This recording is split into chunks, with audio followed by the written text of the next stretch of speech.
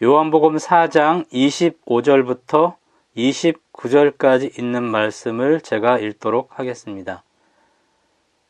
여자가 이르되 메시아 곧 그리스도라 하는 이가 오실 줄을 내가 아노니 그가 오시면 모든 것을 우리에게 알려주시리이다.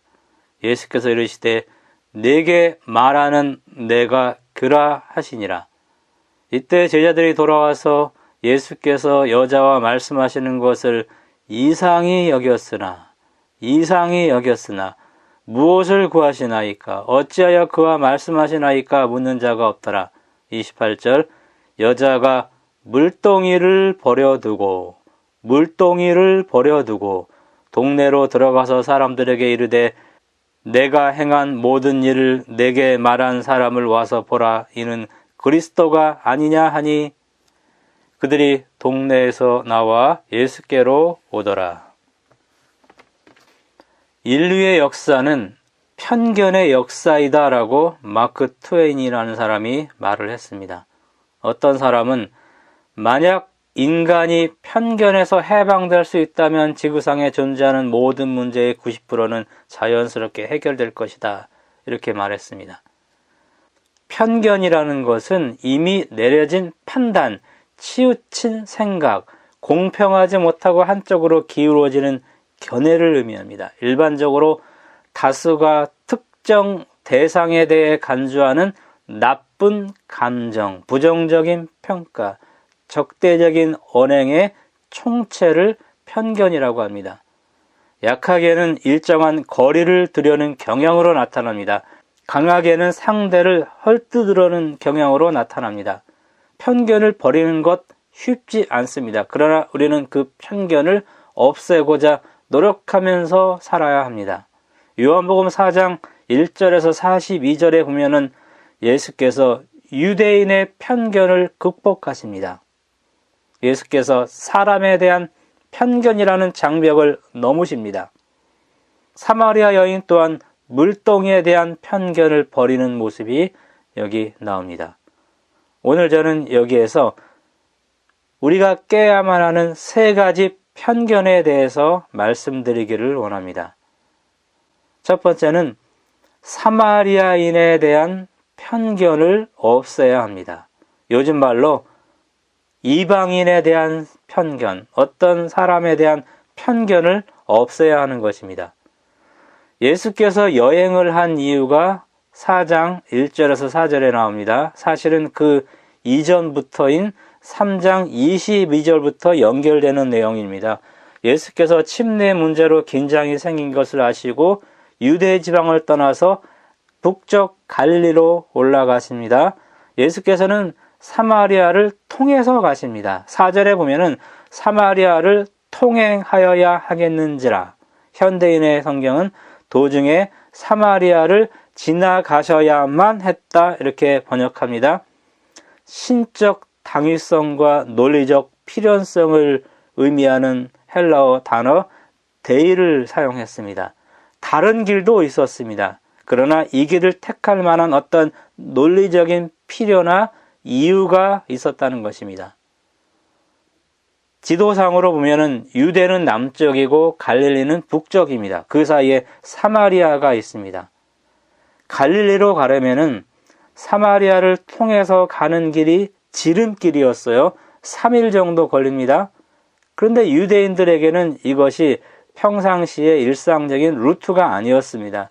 유대인들은 사마리아인과는 상종하지 않았고 거의 혐오감으로 대했기 때문입니다. 그래서 갈릴리로 가야만 하는 경우 요단강을 건너 베레아 지방을 거쳐서 돌아가는 6일 정도 걸리는 그 길을 택하거나 아니면 왼쪽 지중해 쪽으로 가는 길을 선택합니다. 그러나 예수께서는 사마리아로 통행하셔야만 했습니다. 유대인의 간섭을 거절합니다. 예수께서는 의도적으로 그들이 다니지 않던 길을 택했습니다. 그것도 거기서 이틀이나 유하게 되십니다. 유대인에게는 편견을 가질 만한 사연이 있었습니다. 사마리아는 BC 722년 아수르에게 망한 후에 바벨론 사람과 이방인들이 들어와서 거주합니다. 바벨론 포로에서 BC 537년에 스룹바벨의 영도와의 1차 귀환으로 돌아왔습니다. 그때 사마리아 사람들은 종교적으로나 혈통적으로나 순수하지 못해서 유대인들이 그들과 상종할 수가 없었습니다. 시간이 흘러서 BC 444년경 느헤미야를 선두로 이루어진 3차 귀환 시에 유대인들이 성전 건축과 성벽을 증수할 때 그들을 도와주겠다는 사마리아인들의 아주 선의를 거절하여 그들에게 수모를 줍니다. 4년 후에 BC 400년경에 사마리아 사람들이 그리심산에 자기들의 성전을 세우고 예루살렘으로 올라가는 것을 거부했습니다.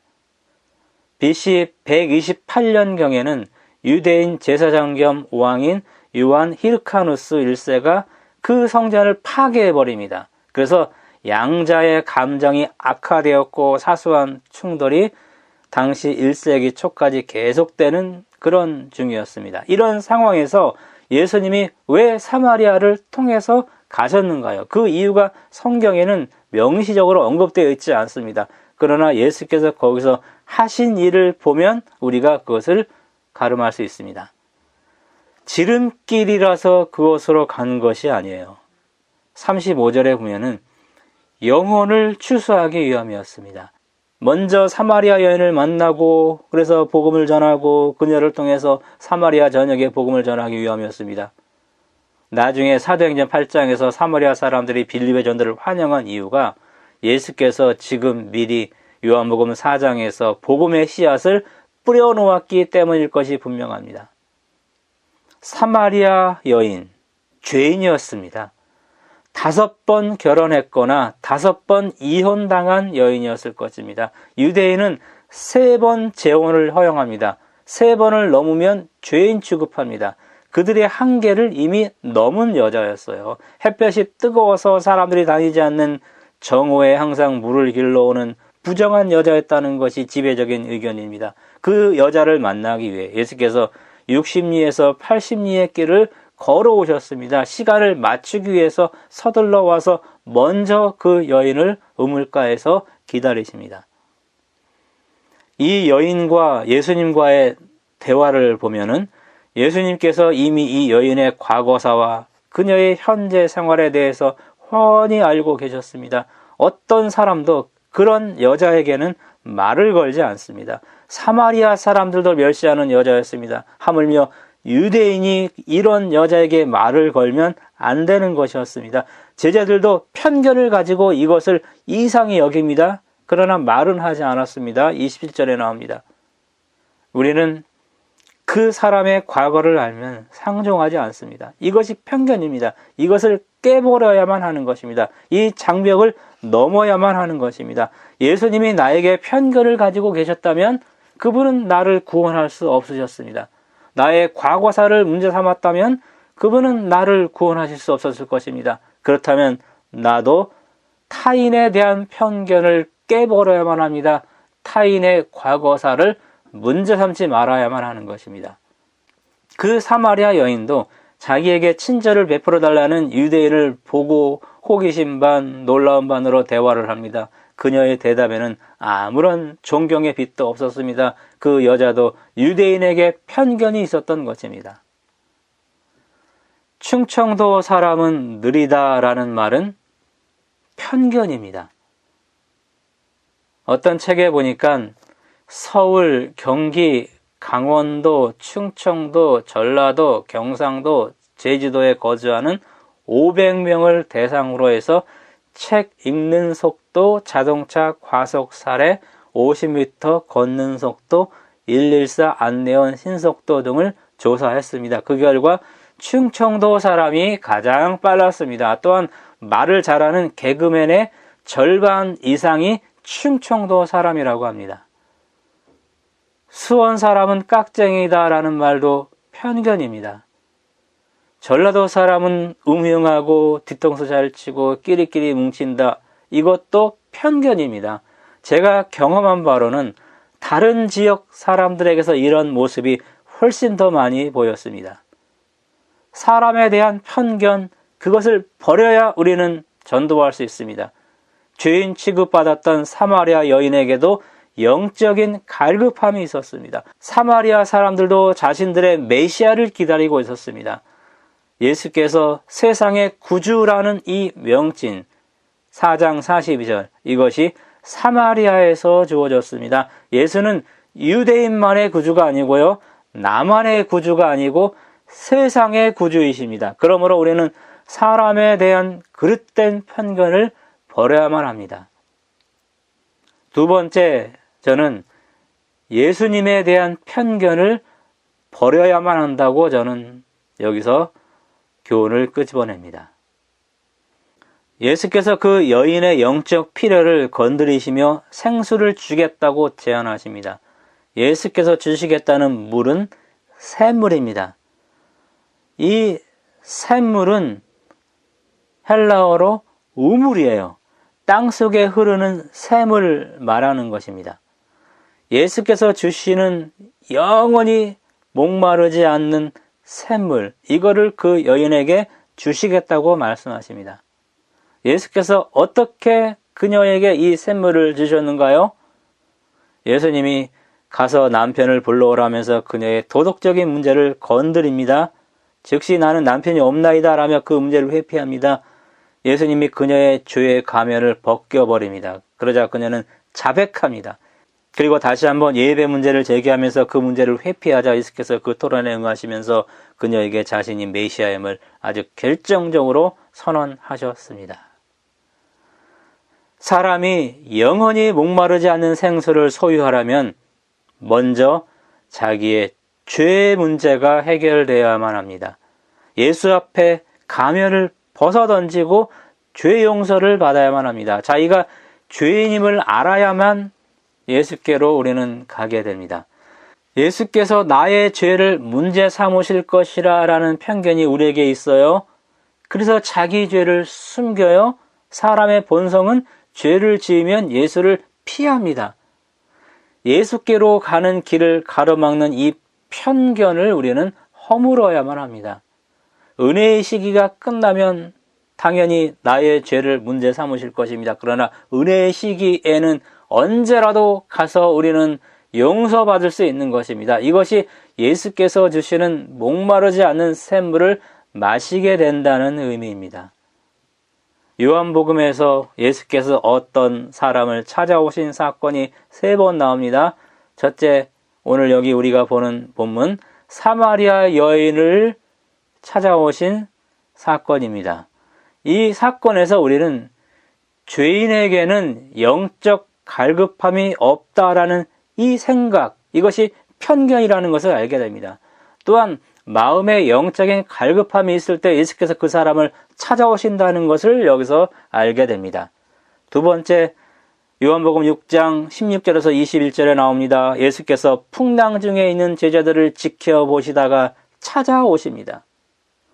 문제 가운데 있을 때 예수께서 나를 버리셨다라는 이 편견, 그것을 버려야만 합니다. 세 번째, 예수께서 고침을 받은 소경이 회당에서 쫓겨났다는 것을 알고 그 소경을 찾아오셨죠. 요한복음 9장 35절.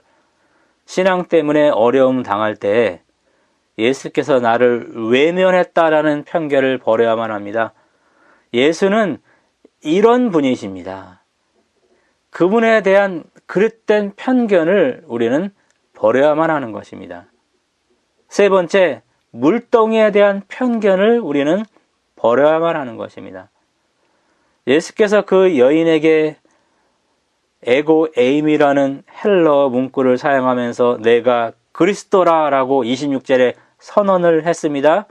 그 결정적인 순간에 27절에 보면 제자들이 왔죠. 28절에 그 여인은 물동이를 버려두고 동네 사람들에게 갑니다. 29절에 예수가 그리스도라고 동네 사람들에게 전합니다.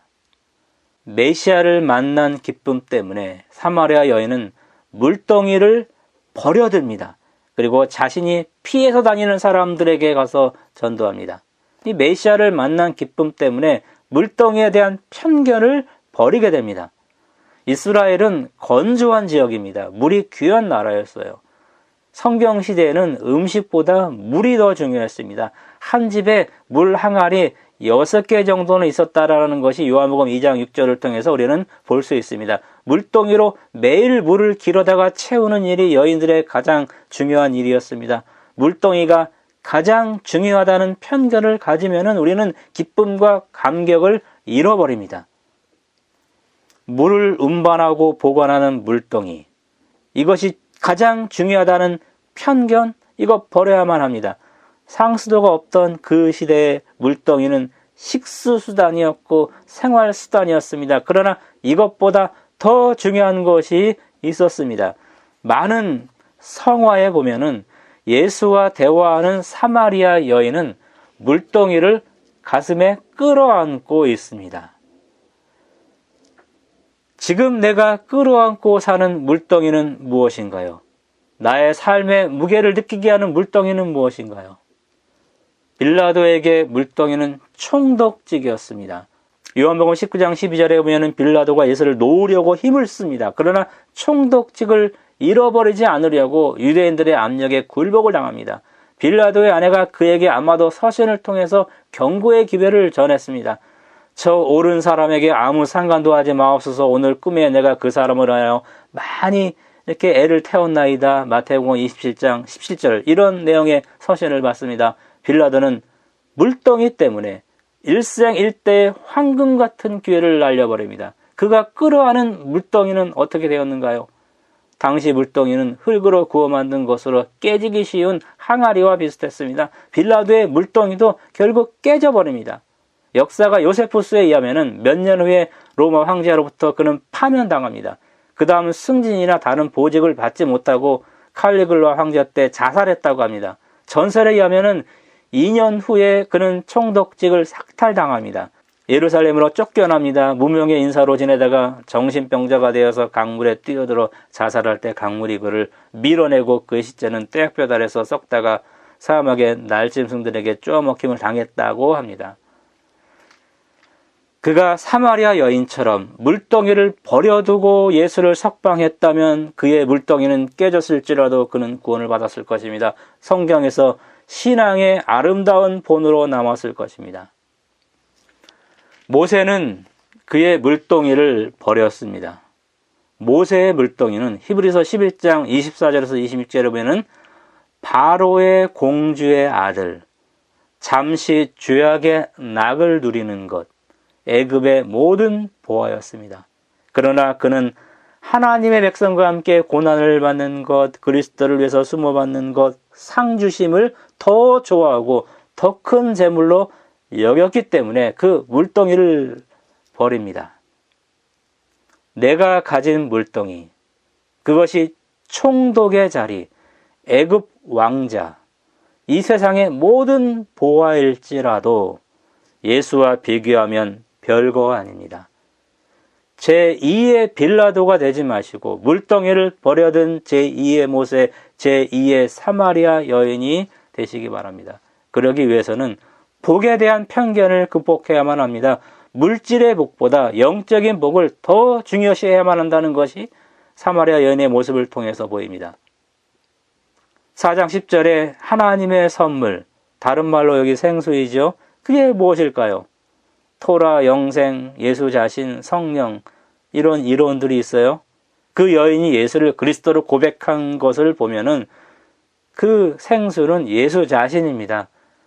또 요한복음 7장 37절에서 39절의 표현을 보면은 그 생수는 성령일 것입니다. 본회퍼가 이런 말을 했습니다. 우리는 예수 그리스도 자신보다 그리스도로 말미암는 축복에 더 관심이 많다. 내가 끌어안고 있는 물동이에 물이 가득한 것보다 예수 그리스도를 믿는 것 자체가 복입니다. 물동이를 끌어안고 사는 것이 복이 아닙니다. 물동이를 버려두고 예수를 마음에 품고 사는 것이 복입니다. 예수께서 베드로에게 내가 이 사람들보다 나를 더 사랑하느냐라고 질문하면서 베드로를 회복시키는 내용이 요한복음 21장 15절에 나옵니다. 여기 사람들이 나네죄는 또는 것들보다라고 되어 있어요. 영어 성경은 more than these. 그렇다면은 이것은 사물이 될 수도 있고 사람이 될 수도 있어요. 헬라어 문법으로 구분하기가 힘들어요. 둘 다일 수도 있어요. 헬라어는 명사가 남성, 여성, 중성이 있어요. 근데 남성과 중성이 여기서는 같아요. 이것을 남성 명사로 보면은 한글 번역처럼 제자들입니다. 그렇다면 제자들이 예수님을 사랑하는 것 또는 이 제자들보다 예수를 더 사랑하나라는 그런 질문입니다. 헬라어 이 단어를 중성으로 볼 경우에는요, 153마리의 물고기나 그 물고기를 잡는 도구, 이것을 의미하는 것입니다. 저는 둘 다라고 생각합니다. 공간복음과 비교하면은 다른 사람들 혹은 자신의 직업, 이것보다 예수를 더 사랑해야 한다라는 의무이기 때문입니다. 예수께서는 세상의 구주이신 자신을 우리가 영접하고 인정해 주기를 기다리십니다. 그러려면 편견이라는 물덩이를 버려야만 합니다. 사람에 대한 편견, 예수님에 대한 편견, 물동이에 대한 편견을 버려야만 합니다. 복음은 사람에 대한 편견을 극복하게 해줍니다. 예수께서 내 죄를 문제 삼을 것이라 라는 이 편견 버리십시오. 그리고 세상의 구주이신 그분께 가서 용서받으십시오. 물동이, 그 물동이가 내 직업일 수도 있고 내 돈일 수도 있고 내 고집일 수도 있고 내 자녀일 수도 있고 내 욕심일 수도 있고 나의 의일 수도 있고 내 자아일 수도 있는 것입니다. 이것이 가장 중요하다는 편견을 버리십시오. 예수를 마음에 품고 살아가십시오. 그러면 영원히 목마르지 아니하고 예수께서 주는 그 물은 그 사람 속에서 영생하도록 솟아나는 샘물이 됩니다. 이런 놀라운 복을 경험하면서 살아가시는 우리 모든 성도 되기 바라면서 말씀 마치겠습니다.